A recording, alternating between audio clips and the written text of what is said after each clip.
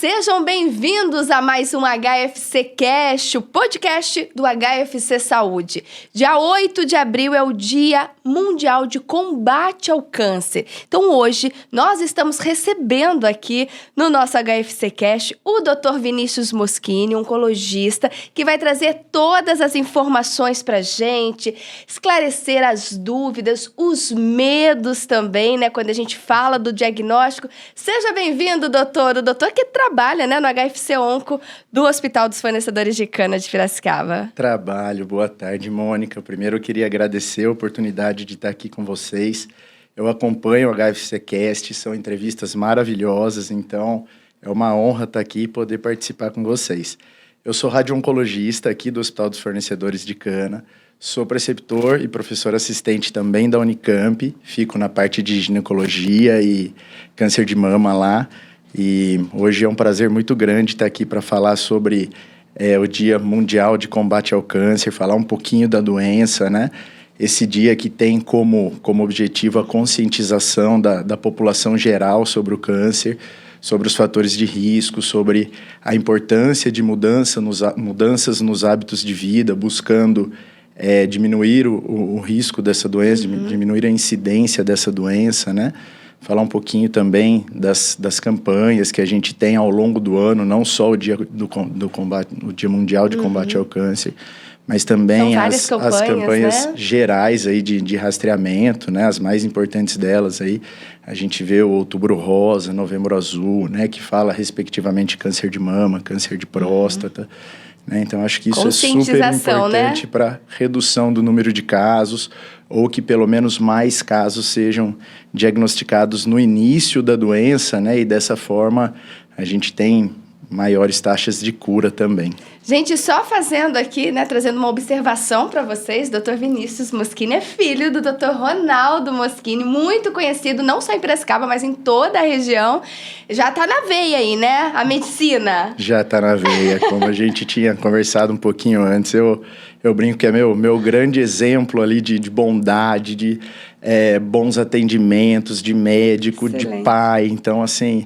É meu espelho mesmo na vida, na medicina, em tudo, né? Doutor Ronaldo é um médico muito humano, assim, né? Um tratamento muito humanizado, né? Ele é conhecido por isso, exato, né? Por atender mesmo, de conversar, de se interessar mesmo por cada caso, né? Isso mesmo, Mônica. Muito bom. Isso acho que trouxe ali o lampejo aí da medicina, né? Trouxe o exemplo, trouxe a vontade de estar próximo ali, de estar fazendo bem também, né? Um abraço, então, aí para o Dr. Ronaldo Moschini. E olha, Dr. Vinícius, eu queria entender, antes da gente começar a falar especificamente, né, sobre o câncer, por que o doutor escolheu essa área, né? Porque quando a gente fala, né, do tratamento de câncer, tratamento oncológico, a gente logo imagina, né, um tratamento, né, que é pesado, é um ambiente, né, difícil muitas vezes, o enfrentamento junto à família. Por que essa escolha, doutor?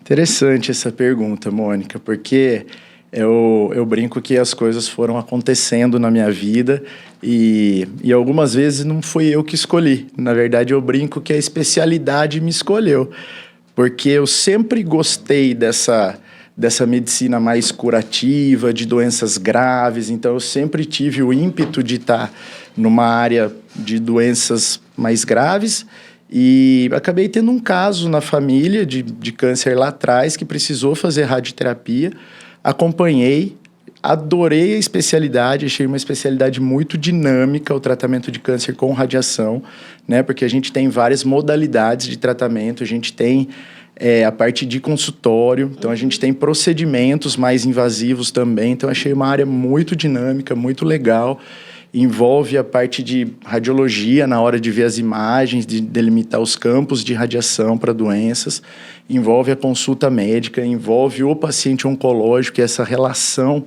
que a gente tem com o paciente, que é muito legal na oncologia, né? Esse acolhimento que a gente pode oferecer, esse conforto que a gente pode oferecer ao paciente. Então, eu brinco que quando eu fui conhecendo tudo isso, eu fui me apaixonando cada vez mais pela especialidade e hoje eu sou essa pessoa que exerce a radioterapia com o coração, a oncologia com o coração, saio de casa sorrindo para poder fazer minha especialidade, então acho que isso não tem preço, Não tem, né? Quando a gente é escolhido para alguma coisa.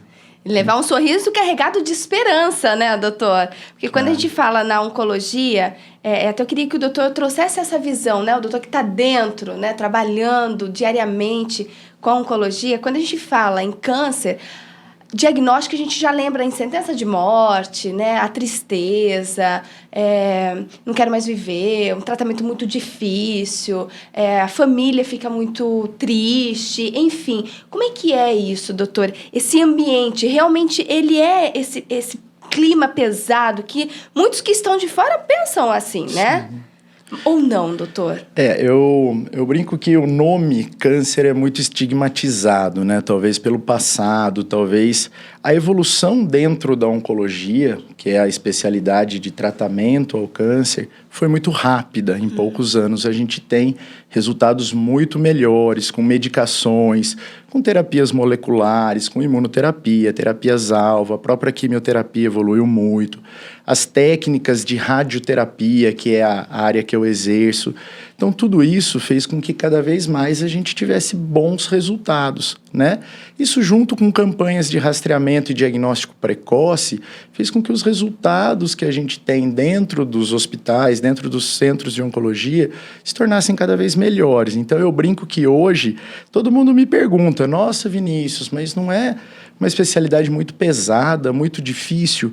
E o contrário, hoje a gente trabalha muito mais com vitórias, a gente trabalha muito mais com a gratidão dos pacientes, nos agradecendo tudo aquilo que passou, do que realmente com aquela doença grave, com aquele risco de morte. É claro que também existem esses pacientes, também existem esses casos. Eu brinco que nesses momentos, nem sempre o oncologista, nem sempre o médico, ele está lá só para curar. O papel do médico é primeiro fazer um bom acolhimento e confortar aquele paciente, aquela família, né? Então, eu acho que esse acolhimento, esse oferecer uma esperança, independente do estágio da doença, independente do que muitos perguntam de sobrevida, eu acho que mesmo que essa sobrevida seja curta, a hora que a gente tira a esperança de um paciente, a gente está tirando o objetivo dele de estar vivo, né? Então, isso é muito ruim. Então, eu brinco que o confortar, o dar esperança faz parte da oncologia e às vezes é tão importante quanto oferecer a cura. E vale a pena a gente citar aqui, né, o HFC Onco se preocupa em trazer projetos, né, que trazem essa questão da humanização, além de uma equipe multidisciplinar, inclusive com esse acompanhamento psicológico, que isso tudo faz a diferença no resultado positivo do tratamento, né? Claro. Porque é uma série de fatores. Eu falo para todo mundo que eu tenho muito orgulho de trabalhar aqui no HFC Onco, justamente por isso, porque ele dá toda a estrutura para nós, dentro desse acolhimento, desse conforto ao paciente, poder oferecer as diversas especialidades relacionadas ao tratamento de câncer, né? Porque sozinho a gente não faz nada. A oncologia, ela é uma especialidade multidisciplinar, né? Quando a gente fala de tratamento de câncer, a gente está falando numa trimodalidade de tratamentos principais. O que é essa trimodalidade? Cirurgia, quimioterapia e radioterapia. E para dar o suporte desses 3 tratamentos, a gente precisa de toda a equipe multidisciplinar por trás, fazendo esse acolhimento, esse conforto, cuidando das toxicidades do tratamento, porque são tratamentos muitas vezes curativos, mas que pode levar a comorbidades, pode levar a toxicidades, levam a traumas psicológicos, a própria doença traz um trauma psicológico muitas vezes, isso precisa ser abordado. Claro que nós médicos temos uma visão sobre isso, mas a gente precisa de equipes especializadas juntos justamente para dar esse conforto. Além do paciente, a família precisa dessa abordagem também. E o HFC, ele traz tudo isso dentro do HFC Onco, ele nos permite oferecer todo esse apoio à família de um paciente oncológico. Eu brinco que nunca é só um indivíduo, é toda a família que se envolve naquilo, né? A família toda, né, que precisa dessa assistência, né? Exatamente. Agora, quando a gente fala de casos, doutor, a gente vê hoje um número crescente, né, de casos que são diagnosticados, né, devido a várias campanhas, enfim, que a gente tem hoje de conscientização. Agora, antigamente, tinha também essa quantidade de casos ou era menor? O que influenciou? Será que foi a questão até da alimentação, né? Que se a gente pegar 40 anos atrás, o nosso hábito alimentar era diferente do de hoje, né? Sim. Isso tudo influenciou na quantidade de casos? Realmente aumentou, doutor? Aumenta. Na verdade, existe um encontro de um grupo internacional de pesquisa ao câncer. Esse encontro é bienal, a gente chama de Globocan, e ele mostra um crescimento progressivo no mundo do diagnóstico de câncer. No Brasil, esse crescimento também existe, né? Isso está muito relacionado aos fatores de risco, sim. Eu acho que a vida hoje não permite uma alimentação adequada. O ser humano hoje ele está emocionalmente muito abalado. A gente passou agora por uma doença que assustou todo mundo, pelo desconhecimento em relação àquele vírus, que é o Covid-19. Então, o ser humano realmente está com um nível de estresse mais alto. A alimentação hoje mudou bastante. A gente tem níveis de sedentarismo mais altos. E isso associado com o lado bom, que é a evolução da medicina, a evolução dos tratamentos. Então, cada vez mais a gente tem números maiores de câncer. Mas um dado muito interessante, brasileiro, inclusive, publicado pelo INCA, numa estimativa de 2026 a 2030, existe uma tendência no Brasil, o número de casos de câncer aumenta, mas a mortalidade vem diminuindo. Espera-se que diminua em torno de 12% a mortalidade de câncer no quadriênio 2026 a Olha, 2030. que notícia Esse é um dado boa. bastante interessante, Sim. né? E quando a gente diz, isso por conta do diagnóstico mais precoce, né? Tem acontecido, doutor? Diagnóstico precoce. Eu acho que as campanhas contra os fatores de risco, a gente teve uma redução muito grande no Brasil do tabagismo, que é um dos principais fatores aí causadores de câncer, não só no Brasil, no mundo. Né? Então, essas campanhas de conscientização, no Brasil existem muitos estudos, inclusive onde eu trabalho no CAISM hoje, vem se estudando outras formas de rastreamento de câncer de colo de útero. O câncer de colo de útero é uma doença que, se diagnosticada precocemente, ela é totalmente curável. Se a gente encontra doenças mais avançadas, a taxa de sobrevida é muito, muito baixa, chega-se a 80% de morte. Então, olha a diferença, é uma doença que aparece em mulheres jovens, né? E que no preventivo já é possível diagnosticar. Então, se a mulher ela faz o preventivo anualmente, é possível o diagnóstico precoce nesse caso. Exato. Então, no Brasil, cada vez mais as campanhas vêm tentando atingir mais mulheres, né? As campanhas dos fatores de risco, incentivo ao esporte, homem também, próstata, do né, homem doutor? também na próstata, os rastreamentos, aí os exames de PSA, quando devem começar, a partir dos 40 anos em casos que tenha doença na família, a partir dos 50 anos no homem em geral. Então, tudo isso vem sendo muito divulgado. As técnicas de tratamento evoluíram bastante também. Hoje, dentro da minha área, eu vou trazer um pouquinho mais para a área que eu trabalho. Hoje, dentro da radioterapia, a gente consegue analisar a distribuição de doses de radiação, a gente consegue saber o quanto chega de dose ali no tumor, para que essa dose fique homogênea, o quanto chega nas estruturas de risco, que são os órgãos saudáveis. Isso permite maior dose no tumor, menor dose nas estruturas de risco, permitindo menos toxicidade, ou seja, menos impacto na qualidade de vida do paciente e maior chance de cura. Isso também aconteceu na oncologia clínica. Então, os estudos vêm trazendo cada vez mais terapias que funcionam melhor. Hoje a gente brinca que muitos casos de câncer se tornaram doenças crônicas, como é uma hipertensão, como é um diabetes. Então a gente vai tratando por um período muito longo e o paciente fica bem, o paciente tem uma saúde boa, cuidando daquela doença que antigamente era uma sentença de morte. Já era uma sentença. E hoje não é assim, né, Mônica? Avançou, né? Avançou muito, avançou muito. A tecnologia está aí, veio para ajudar também. Para esse tratamento assertivo, né? Exato. E, doutor, quando a gente fala, né, do câncer, que ele pode ser hereditário ou pela a qualidade de vida que a gente tem hoje. Quais são esses fatores de risco para a gente deixar claro? Porque às vezes tem dúvida, eu nunca vou ter, minha família já teve, então eu vou ter também, aí já começa a ficar nervoso, preocupado, porque alguém da família já teve.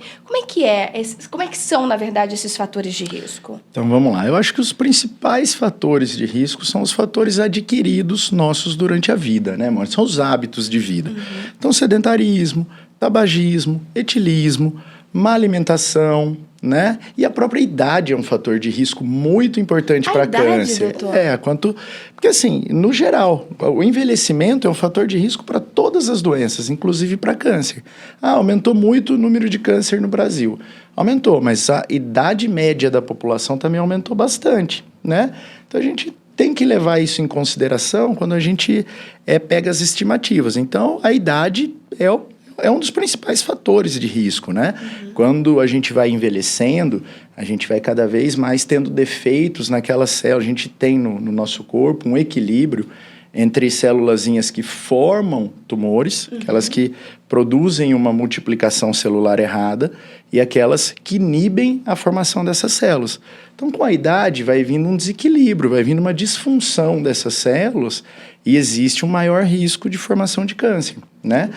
Mas ainda os fatores adquiridos, os hábitos, são responsáveis por 70%, 80% dos casos. E os fatores hereditários, 20% a 30%. Então, veja que assim, a grande maioria são doenças adquiridas. São doenças por conta dos hábitos que a gente escolhe, os hábitos de vida que a gente escolhe, né? Que a gente pode mudar e que a gente pode se prevenir durante a nossa vida, né? E quando se tem um caso na família, as demais pessoas, elas devem procurar o médico, elas devem já começar a fazer esses exames, doutor, pela questão hereditária, apesar de ser uma porcentagem menor? Sim, principalmente quando a gente fala de câncer de mama, o câncer de ovário, o câncer gastrointestinal, principalmente o de intestino, existem maior risco de hereditariedade. Hoje, existem alguns exames que mostram se esse gene está alterado ou não, e se a família tem maior risco de ter a doença ou não, tá? Infelizmente, esses exames ainda são exames não acessíveis a toda a população, mas eles existem. Nos casos de não ter acesso a esses exames, é necessário, sim, que os filhos de pacientes que tenham doenças com histórico familiar importante, façam rastreamento até com idades menores do que aquelas que são preconizadas pelas organizações de cada especialidade, né? E nesse caso já procura um oncologista mesmo, doutor? Não, normalmente a procura é pelo especialista daquela área que se está rastreando. Então, por exemplo, um pai que teve câncer de próstata com menos de 50 anos.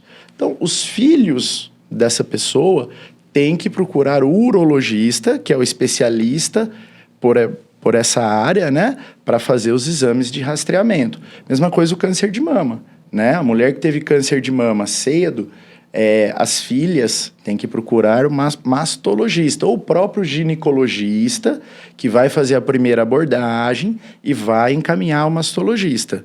Né? Então, procurar um especialista de cada área para esse encaminhamento. E esse especialista, caso veja a necessidade ou caso diagnostique uma doença que venha a fazer algum tipo de tratamento oncológico específico, algum quimioterapia, radioterapia ou qualquer tratamento geral, acaba encaminhando para nós que somos especialistas só em câncer em geral, né?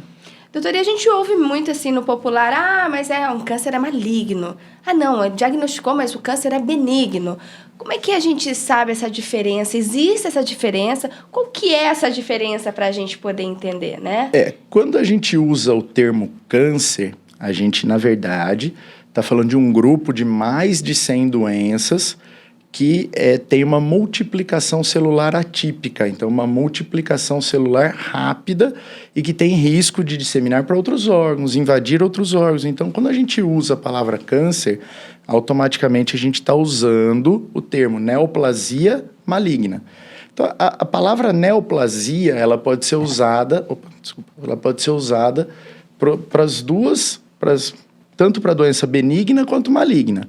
Mas quando a gente usa a palavra câncer, automaticamente a gente está designando as neoplasias malignas, aquela doença que tem maior risco de disseminação, que tem uma produção celular atípica. Então, sempre a palavra câncer quer dizer que é maligno. E as neoplasias, sim, podem ser benignas ou malignas, de acordo com o comportamento, de acordo com a capacidade de invasão dos tecidos que estão ao redor, de acordo com a capacidade de cair na corrente sanguínea e aparecer em outros órgãos, que é o que a gente chama de metástase. Então, o benigno também é essa disfunção celular aí?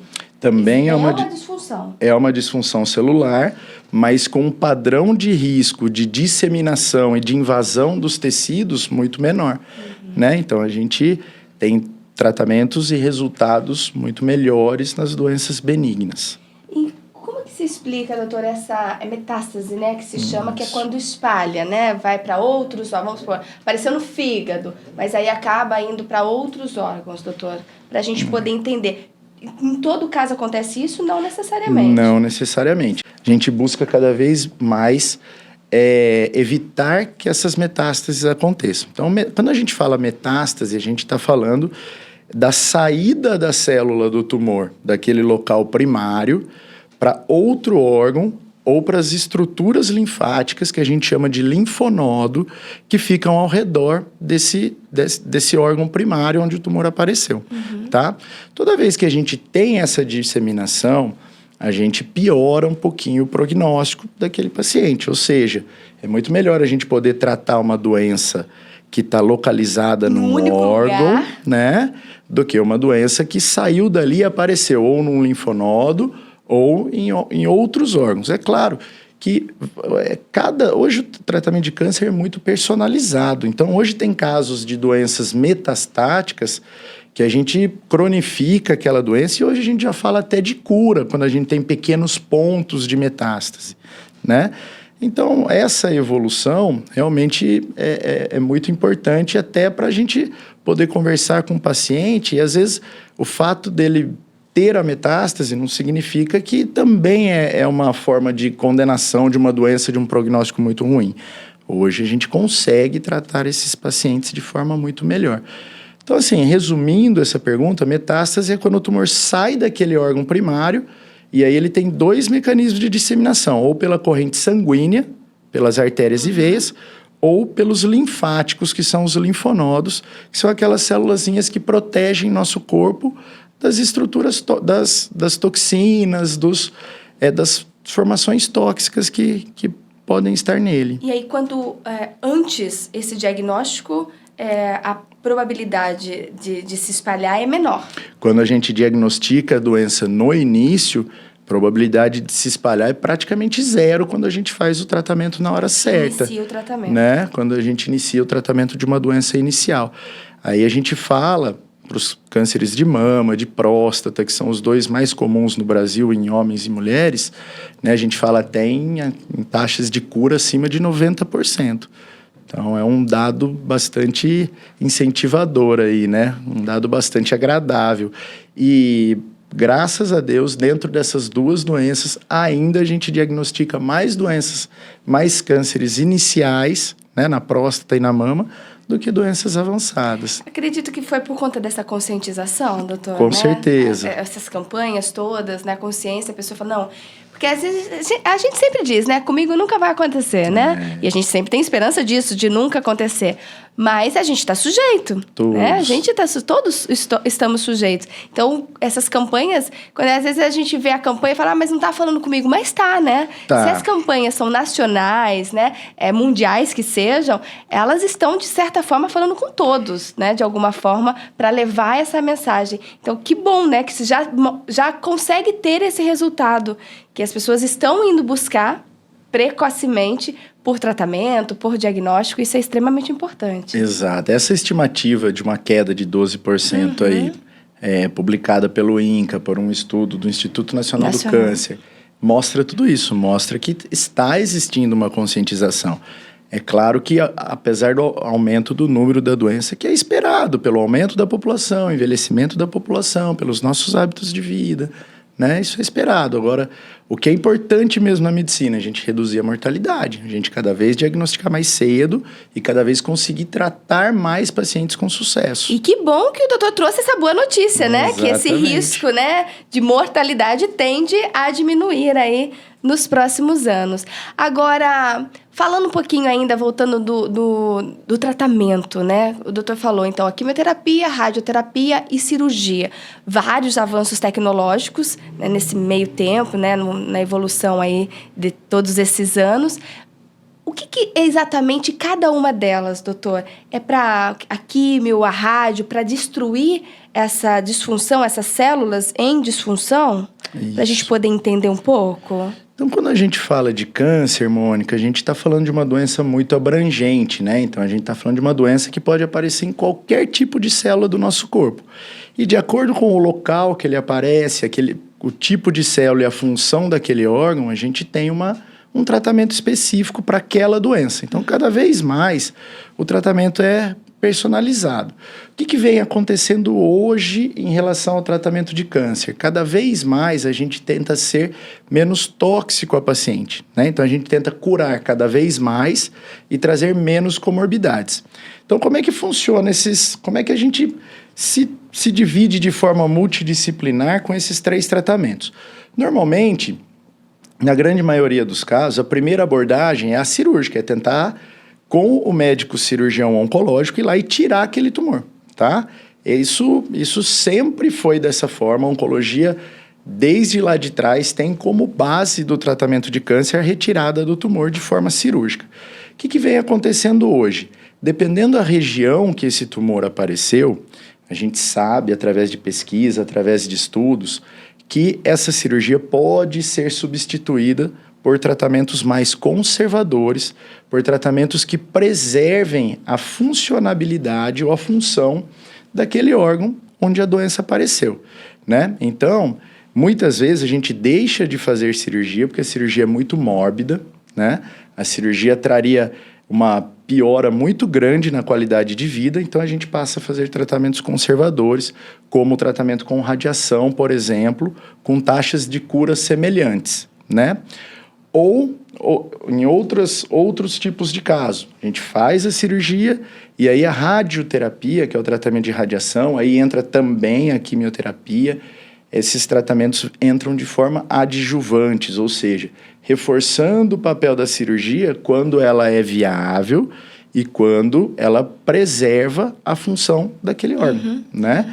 Então, esses tratamentos, cirurgia, rádio e quimioterapia, eles podem ser adjuvantes entre eles ou podem ser feitos de formas isoladas. Por exemplo, num paciente metastático, que a doença já saiu do órgão primário e apareceu em algum outro órgão, ou no fígado, ou no pulmão, ou no osso, cérebro.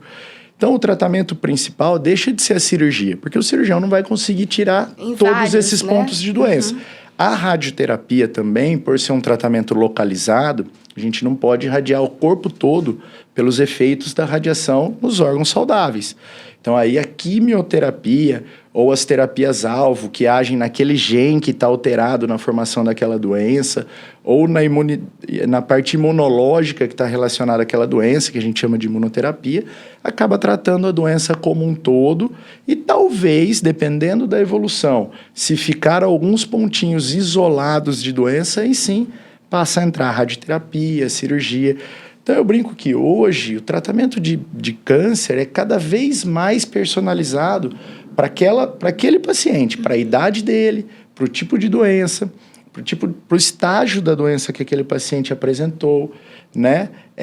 Para o local onde aquela doença foi apresentada também. Tem locais que a cirurgia vai super bem, tem locais que é muito mórbida, a gente tem que fazer outros tipos de tratamento, né?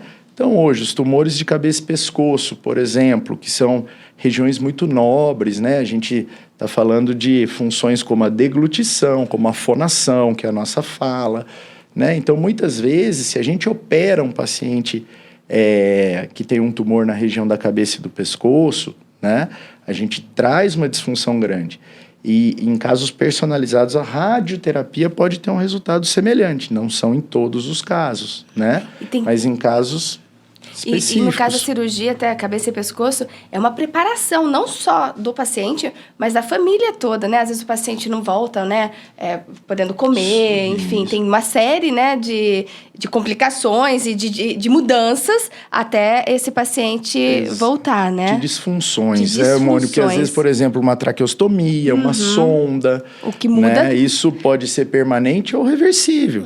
Por isso que o tratamento é muito individualizado para cada um mesmo, e né? entra novamente a importância da equipe multidisciplinar, né? Uma sonda precisa ter um nutricionista nos ajudando a cuidar da nutrição por essa sonda, né? Uma traqueostomia, é super importante ter uma fono ajudando na deglutição, na fonação daquele paciente para ele tentar voltar a falar, seja por robô, por acessórios que ajudam nessa fala. Então, cada vez mais a gente tem equipes maiores cuidando de um paciente com câncer. Cada vez mais a multidisciplinaridade traz melhores resultados. E, mais uma vez, eu vou elogiar nosso hospital que traz ótimas oportunidades nesse sentido. Equipe completa. Nossa equipe aí, né? Completa, né? Multidisciplinar. Exato. Agora, vamos falar um pouquinho. Tem alguma história, doutor, né? Pra gente até trazer, porque pessoas que estão ou nos assistindo ou nos ouvindo, que de repente estão passando, né, por um diagnóstico, por um tratamento, ou algum familiar conhecido, ou que um dia, né, se vier a passar, para a gente poder entender e sentir um pouco dessa esperança, né, que o doutor falou lá no início, que é um lugar, né, quando a gente fala da oncologia, é um lugar também em que se tem muita humanização, em que se tem a esperança, em que a gente não pensa só em morte, né? Mas que a gente pensa em vida ali, né? Em qualidade de vida para aquele paciente. Como é que são essas histórias, doutor, né? Porque eu imagino que vocês fiquem muito próximos da família toda desse paciente, né?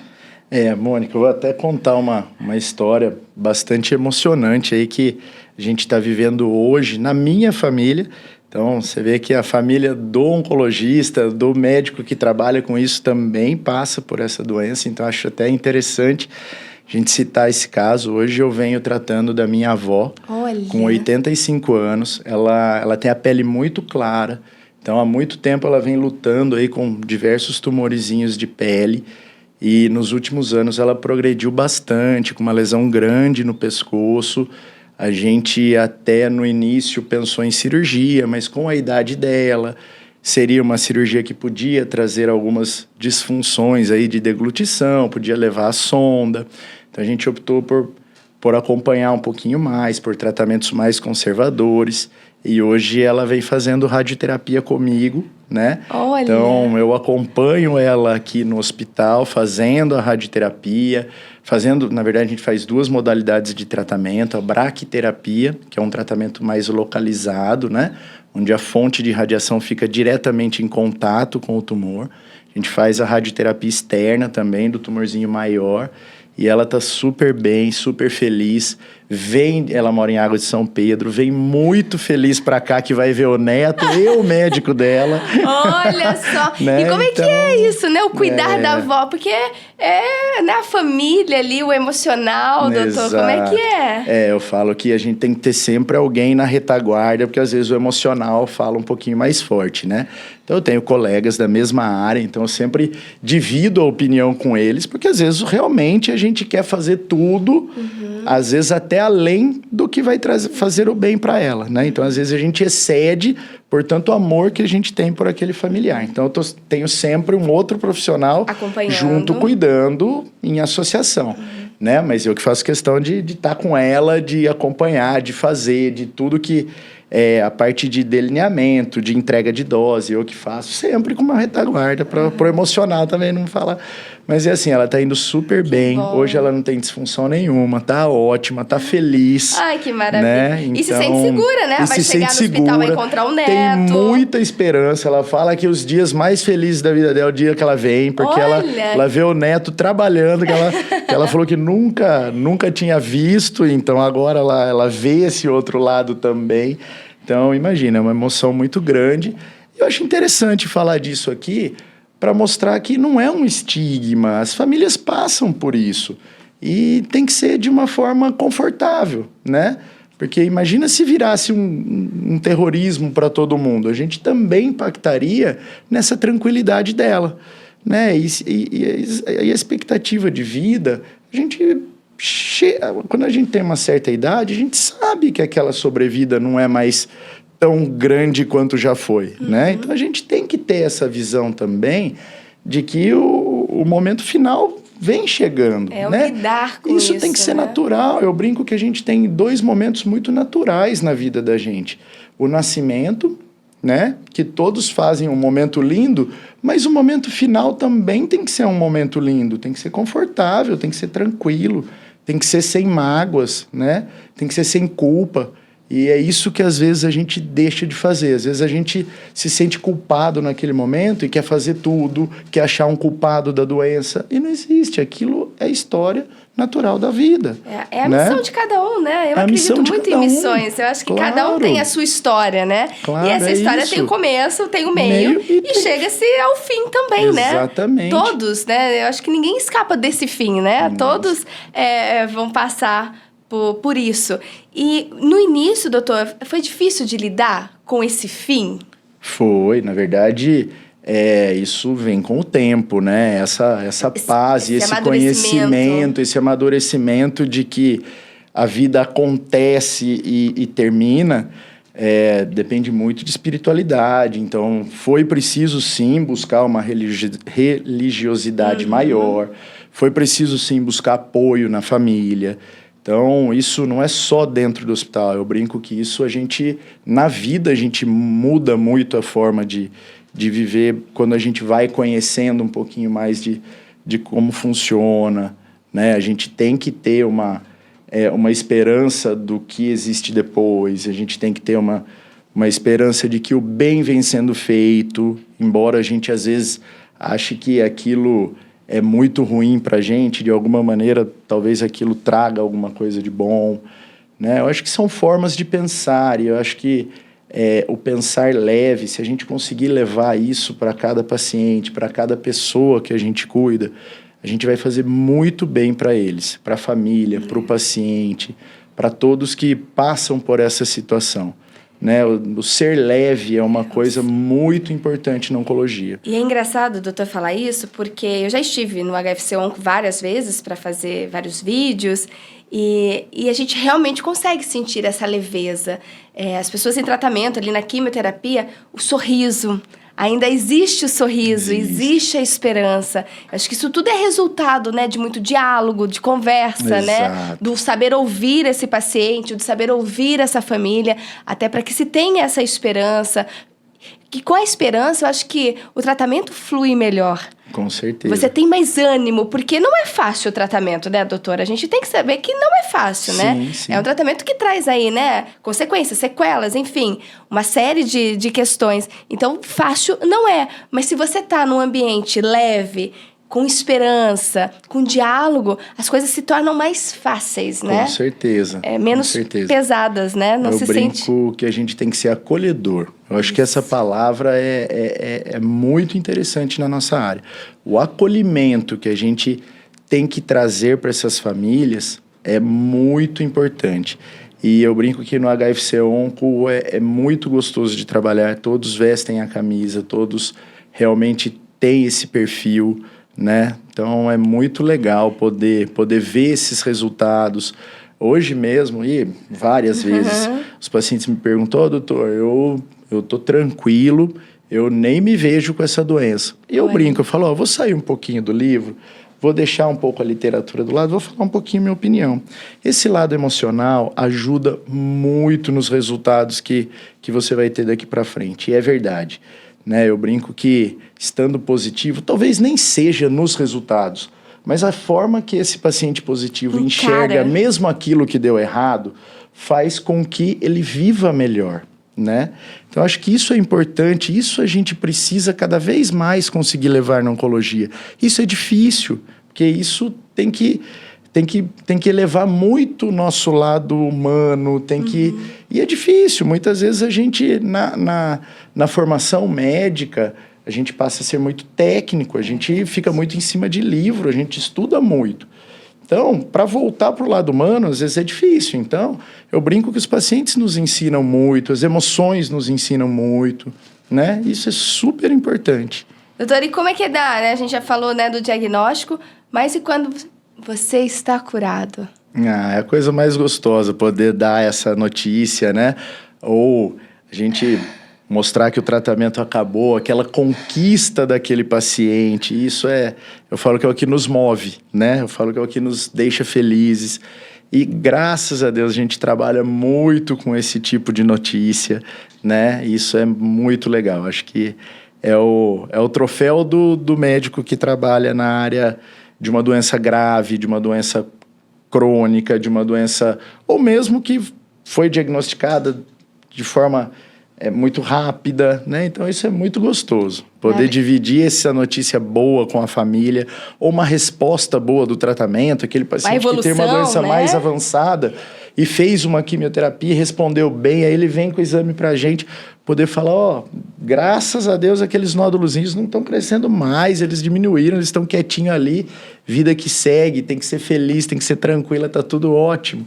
Então é muito gostoso esse tipo de notícia, né? O doutor é bastante otimista, né, doutor? Não, tem que ser. Eu acho que na nossa área tem que ser. Tem que ser, né? Eu acho que a gente tem que levar isso para os pacientes. A gente consegue sentir, doutor. Na sua fala, a gente consegue sentir. E mesmo que às vezes aquele momento não seja tão bom, mesmo que a notícia tenha que ser péssima, eu acho que quando a gente consegue dar uma notícia ruim com um certo sorriso, isso é interessante, isso acolhe. Acolhe, né? Bastante, né? É a esperança, a resiliência, né, doutor? Exatamente. Elas têm que estar presente o tempo todo. Tem, sempre. E aproveitando, então, o Dia Mundial, né, do combate ao câncer, doutor, eu gostaria que o doutor deixasse, né, uma mensagem para todas as pessoas, para as pessoas que estão passando, que um dia podem passar por isso, ou até que já passaram, né, pelo câncer. O que o doutor diria, né, e traria de mensagem para todos nós? Sim.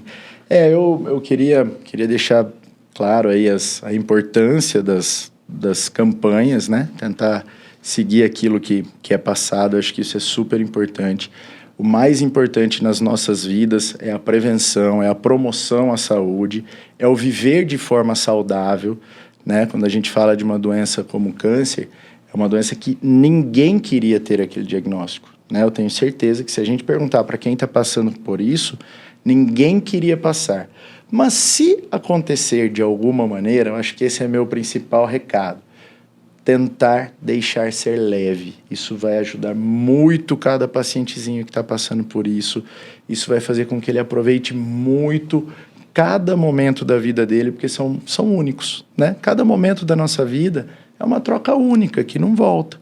Então, eu acho que mesmo aqueles que estejam passando por isso, não se deixar levar pela notícia do diagnóstico, e sim continuar vivendo emocionalmente saudável. Embora o corpo tenha uma doença, o emocional tem que estar saudável. Isso é importante.